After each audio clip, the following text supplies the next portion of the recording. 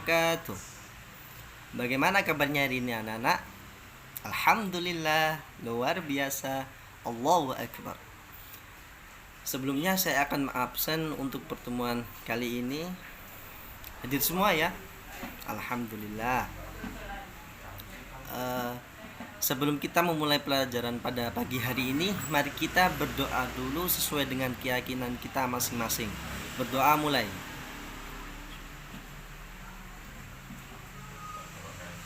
Berdoa selesai. Nah, supaya pembelajaran kita pada pagi hari ini lebih ceria lagi, lebih semangat lagi, mari kita menyanyikan lagu kebangsaan Indonesia Raya. Ayo Ihsan, maju ke depan untuk memimpin lagu kebangsaan Indonesia Raya. Ayo dimulai, 1, 2, 3. Indonesia tanah airku, tanah tumpah darah Indonesia Raya. Terima kasih Mas Ihsan, silakan kembali duduk di tempatnya. Oke, hari ini kita akan belajar pada tema 8 yang bertemakan bumiku. Subtema 3, bumi, matahari, dan bulan. Selanjutnya saya akan memaparkan video pembelajaran pada pagi hari ini. Namun sembari saya menampilkan video pembelajaran, saya ingin bertanya terlebih dahulu kepada anak-anak.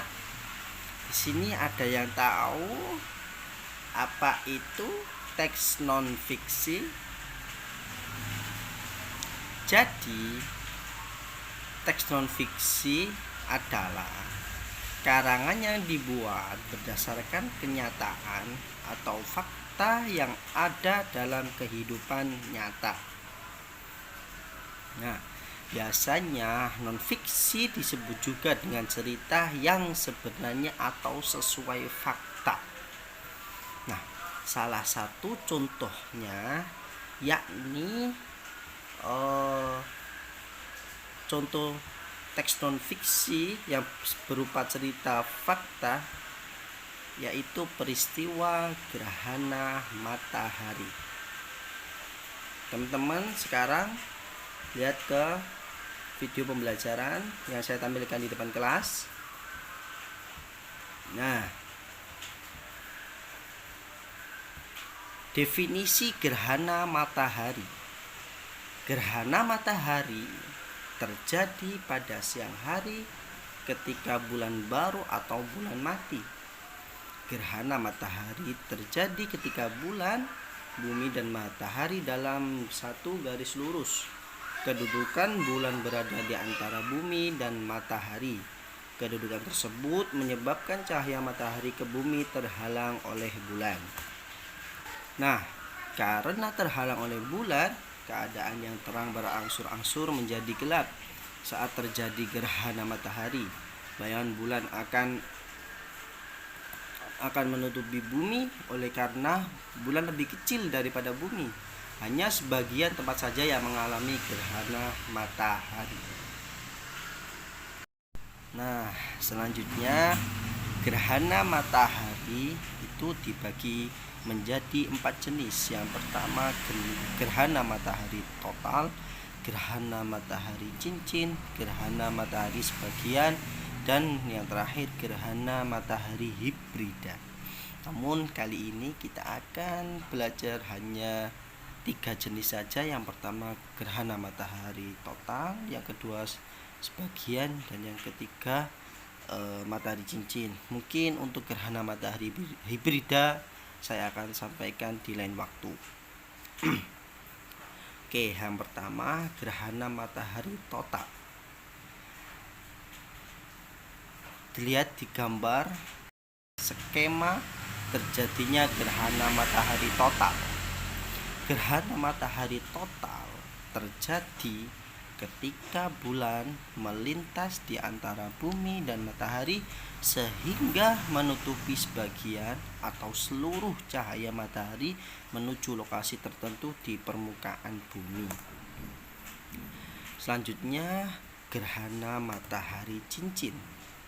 Gerhana matahari cincin merupakan gerhana matahari yang terjadi apabila bulan pada saat puncak gerhana hanya menutup sebagian dari piringan matahari.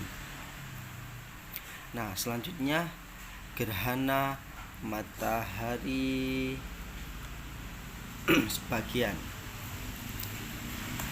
Gerhana matahari sebagian terjadi ketika bulan berada tidak tepat di tengah-tengah garis antara matahari dan bumi, sehingga hanya menutupi sebagian matahari.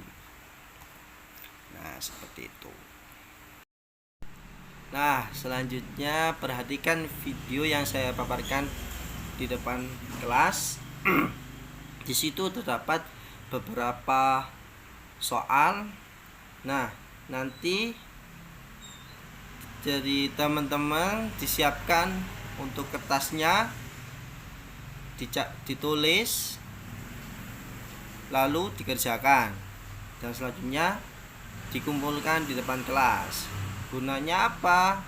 Supaya saya tahu seberapa jauh kalian mengetahui tentang materi yang saya sampaikan. Baik, sebelum kita tutup pelajaran pada pagi hari ini, ada tugas baru yang harus kalian kerjakan.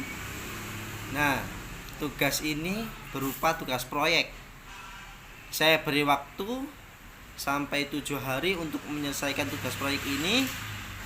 Nah, nanti untuk pengerjaannya kalian bentuk kelompok per anak, per kelompok ada 4 anak. Seperti itu.